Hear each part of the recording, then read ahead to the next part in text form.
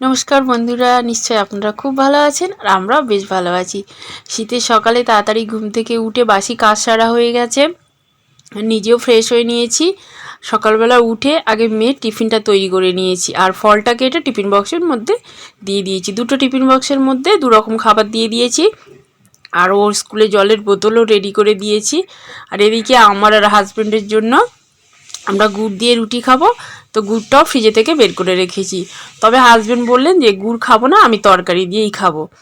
জানেন তো আমার আবার মানে রুটিতে না একটু এই শীতের সময়টা এরকম মনে হচ্ছে। যা হ্যাঁ, এই বছর না অনেক কিছু মনে হলো, মানে বিন কড়াইটা খেতে বেশ ভালো লাগলো এই বছর শীতে, ফুলকপিটাও বেশ ভালো লাগছে। আপনারা হয়তো মানে কেউ কেউ মনেই করছেন যে কী রে বাবা, এই বছর শীতে এমন কি হলো যে সুপর্ণার খেতে এটা ওটা ভালো লাগছে। জানি না কি এমনি ইচ্ছা হচ্ছে, মানে গুড় দিয়ে খেতে ইচ্ছা হচ্ছে, মানে ভীষণ মানে ইচ্ছা হচ্ছে, কি বলবো আমি। যাই হোক, রুটি হলেই গুড় দিয়ে খেতে ইচ্ছা করছে। আর আমি এমনিতে পরোটা হলে না আমি চিনি দিয়ে খেতে ভীষণ ভালোবাসি। তরকারিতে মানে তরকারি দিয়ে অতটা ভালোবাসি না, চিনি দিয়ে খেতে খুব ভালোবাসি। তো আমার জন্য গুড়, তা আমি বললাম ঠিক আছে তুমি তরকারি দিয়ে খেও আর আমি গুড় দিয়ে খাবো। আর নতুন আলু দিয়ে তো খেতেও বেশ ভালো লাগে। তো আমি শেষেই খাবো, রুটি দিয়ে গুড়টা খেয়ে নেবো, তারপরে তরকারি শুধু খাবো। আর এই যে খাওয়া দাওয়া হয়ে গেছে, হাজব্যান্ড মেয়েকে নিয়ে স্কুলেও চলে গেছে। আর আমি তারপরে দুপুরে রান্না বসিয়ে দিয়েছি। মেয়ে আগে আগে প্রথমে ভাত খেয়ে স্কুলে যেতে, কিন্তু এখন ওর পাপা বলেছে, আর ও এখনকার মেয়েরা কি হয়েছে বাবা, মোটা হয়ে শুধু বলছে মা আমি মোটা হয়ে যাচ্ছি, আমি ভাত খাবো না, দিনে একবারই ভাত খায়। তো ওই রুটি করে দিয়েছি, রুটি তরকারি, আর ও খেয়েও গেছে। তো আমাদের জন্য ডাল সিদ্ধ করব আর এই বিন কড়াই ভাজা করব, এই করে নেব। আমি আর হাজব্যান্ড খাবো, মেয়ে তো খাবে না। না, বিন কড়াই ভাজা না, শিম ভাজা করব। আমি আসলে না ভুলেই যাচ্ছি, যখন ভয়েস দিচ্ছি না ভুলে গেছিলাম। আসলে বিন কড়াইও সবুজ আর শিমও সবুজ, আর মানে দেখে মনে হচ্ছে যে সরু সরু, ওই জন্য। যাই হোক, তো এদিকে ডাল বসিয়ে দিয়েছি আর ওইদিকে শিমটা ভেজে নেব, আর গরম গরম খেতে ভালো লাগবে।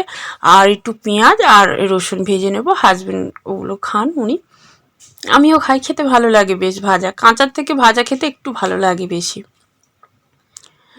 আর সকালবেলা না বেশ ঠান্ডা লাগছে, আমি কাজকর্মের সময় খুব একটা শীতের পোশাক পরি না সকালের দিকে, তো আজকের বেশ ঠান্ডা লাগছে, তাই মানে গেঞ্জিটাও পরে নিয়েছি আর মাফলারটাও মাথায় ঝুলিয়ে বলছি জড়িয়ে নিয়েছি। যেহেতু জানালাটা খোলা আছে, তার পূর্ব দিকে জানালা, বেশ শিশি করে হাওয়া আসছে। আর আজকের বেশ সুন্দর রোদ উঠেছে, ভীষণ ভালো লাগছে। রোদ উঠলে না আমার ভীষণ ভালো লাগে, আর এই মেঘ হয়ে থাকলে, রোদ না থাকলে না আমার এত কষ্ট হয়, কি বলবো। তো এক হাতেই রান্না করছি, আর এই যে মানে সবজি টবজি কেটে রেখেছিলাম খোসাগুলো, আর বটিটা না ভালো করে পরিষ্কার করে রেখে দিলে ভালো থাকে বটিটা, না হলে এই সবজি কেটে না বটির এই ফালটা যদি ওই রকমভাবে রেখে দেওয়া যায় না, ওই যেহেতু লোহা ওটা খারাপ হয়ে যাবে তাড়াতাড়ি। আর প্রেসার কুকারটা এক ধারে রেখে দিয়েছি, সকালে কিন্তু অনেক বাসন মেজে নিয়েছি। এই জায়গাটা একটু মুছে নেব। মেয়েকে স্কুলে দিয়ে হাজব্যান্ড বাড়িতে এসেছিলেন, তারপরে আমাকে নিয়ে আবার বাজারে গেছিলেন। কি বলুন তো, দুটো প্রেসার কুকার ছিল, মানে খারাপ ছিল, তো সেই দুটো চেঞ্জ করে এই কড়াটা নিলাম। কড়াটা বিশাল বড়, আর ঢাকনাটা কেনা হয়েছে ওর সাথে একসাথে। তো আর কিছু টাকা এক্সট্রা দিতে হয়েছিল। তো আমি বলেছিলাম একটু ছোট সাইজ না, আমার হাজব্যান্ড বললেন তুমি মাংস বা অন্য কিছু যখন বেশি বেশি রান্না করো তোমার সমস্যা হয় না, ঝোল গড়িয়ে পড়ে গ্যাসের ওভেনে, জানেন। তো ওনাকে বলতাম, তো উনি বললেন তুমি বড়টাই নাও। তিনজন মানুষের কত বড় কড়া বলুন। আর এই কড়াটা কি বলুন, ইন্ডাকশানে বসিয়েও রান্না করা যাবে। আমার না খুব আনন্দ হচ্ছে ওই জন্য।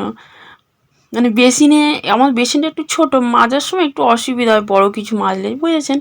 তো সেই জন্য একটু কিন্তু কিন্তু করছিলাম। যাই হোক, নিয়েই নিলাম। আর তবে এখন কড়াটাতে আমি রান্না করব না, তো কড়াটার মধ্যে একটু জল রেখে দিয়েছিলাম, দেখছিলাম যদি ফুটো থাকে জল পড়বে, তো দেখলাম না, কিচ্ছু হলো না।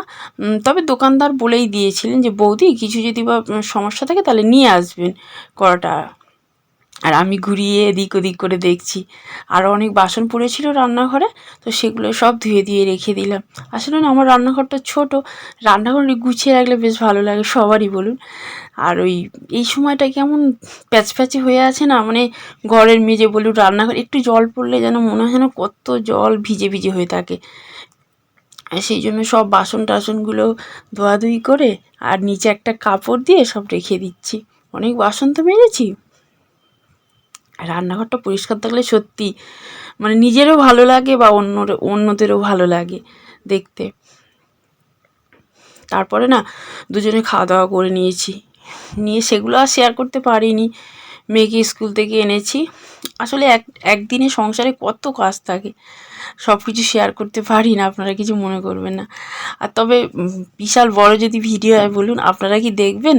দেখবেন না তো, তো এই জন্য একটু ছোট্ট ভিডিও হলো আজকের, কিচ্ছু মনে করবেন না।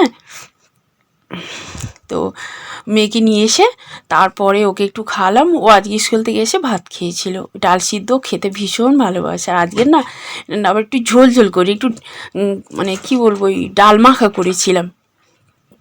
আর রাতে রুটি করেছিলাম, আর মেয়ের জন্য ঘিয়ে ভাজা পরোটা করেছিলাম। ও তো দুপুরে খেয়েছিল, তো সেই জন্য বললো মা আমাকে একটু ঘি দিয়ে একটু পরোটা করে দাও, আর ওই আলুর তরকারি।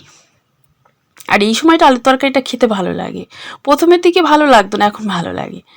তো অনেক বকবক করে ফেললাম, আর বকবক করবো না। আপনারা সবাই ভালো থাকবেন, সুস্থ থাকবেন, নিজেদের খেয়াল রাখবেন। আবার দেখা হচ্ছে একটা অন্য দিনে। Good night.